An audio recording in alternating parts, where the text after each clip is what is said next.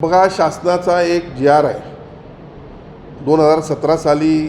मला वाटते युतीच्या सरकारनंच हा कायदा केला होता की अतिक्रमणं नियमित करणं, ब्ल्यू लाईन आणि रिझर्वेशनचे प्लॉट सोडून ज्या ठिकाणी अतिक्रमणं असतील ती नियमित करण्याविषयी त्यावेळेला कायदा झाला होता.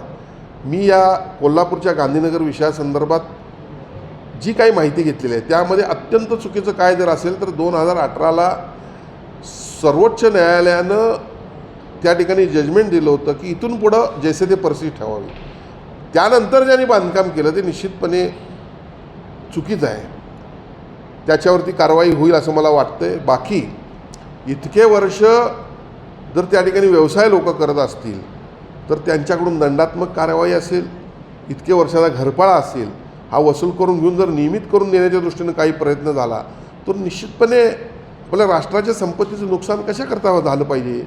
आज महापालिका, कोल्हापूरची महापालिकेची आर्थिक परिस्थिती देखील म्हणावी तेवढी चांगली नाही आणि मग अशा वेळेला दोन्ही गोष्टी साध्य होत असतील तर आता महापालिकेमध्ये निवडून आलेल्या नगरसेवकांना ते अधिकार गेलेले आहेत आणि म्हणून त्यांना आम्ही विनंती करू की या ठिकाणी जो काही निर्णय घ्यायचा आहे तो संपूर्ण विचार करून जनहिताच्या दृष्टीने निर्णय घ्यावा असं मी त्यांना या ठिकाणी विनंती करणार आहे.